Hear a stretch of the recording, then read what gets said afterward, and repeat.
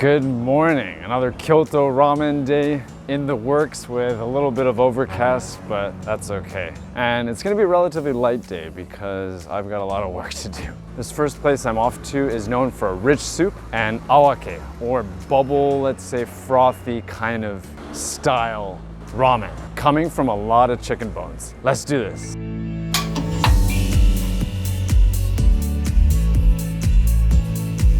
Hi everyone, welcome back to 5 AM Ramen, your top source for all things ramen in Japan. I'm Frank, a Tokyo native and regular consumer of ramen. We're in Japan's ancient capital of Kyoto now, and this is the 5th episode in what is a noodle-filled Kyoto Ramen series. As mentioned, shio ramen or salt-seasoned ramen might just be my favorite style. So this first bowl we're diving into today is shio-based, but it is a heavier one. A lot of pork bones come together to create that heaviness. The name of the ramen shop is Aitsu no Ramen Kataguruma, and they're one of Kyoto and Japan's top-ranked ramen shops.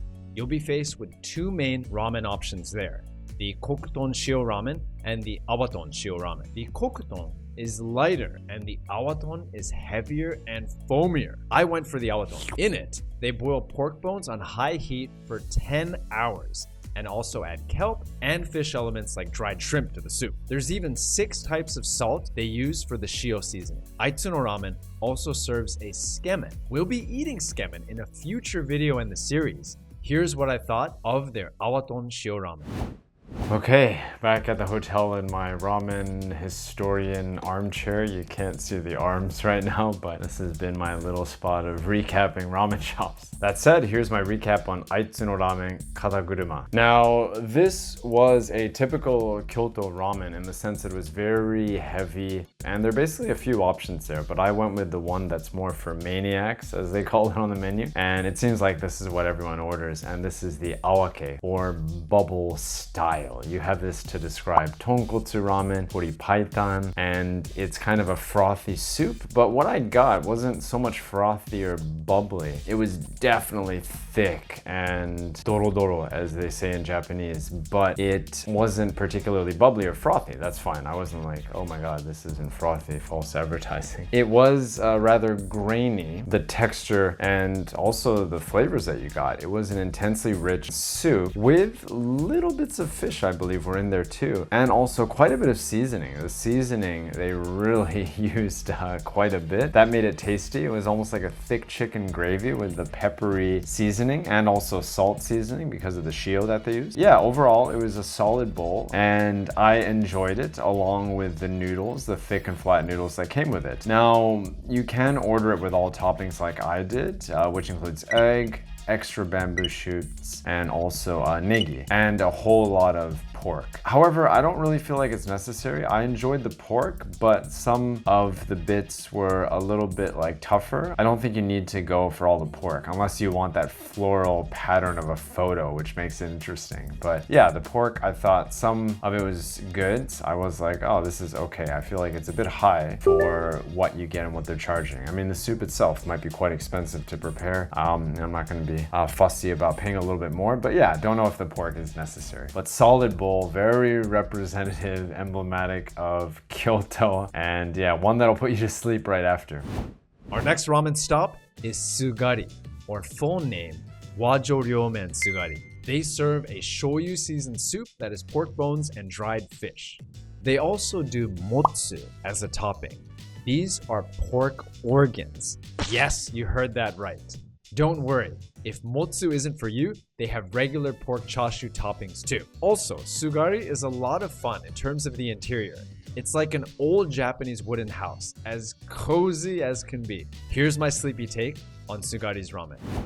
Now the other spot, Sugari, they do a mixed style ramen, which is basically, let's say, generally speaking, like pork and or chicken bones with fish. This can be a very balanced soup, and that's what you got here. It wasn't super thick, wasn't super rich, but I think fish and pork bones, let's say, working together harmoniously. It reminded me of a lot of bowls you get in Tokyo as well, and with kind of thicker, squarish, slippery noodles. So it wasn't like, oh my god, this this is like groundbreaking. You know, all these bowls I've had, they're excellent, but you can find them in Tokyo too. So it's almost hard to impress someone coming from Tokyo just because we have it all. And Kyoto, don't get me wrong, has an amazing ramen scene. However, I think when I'm on these travels, I very much appreciate like the regional styles, the old school bowls, maybe even more, because that's what you really get in these areas outside of Tokyo. But when they're doing bowls that you can find in Tokyo, it's a similar experience. Of course, it's different from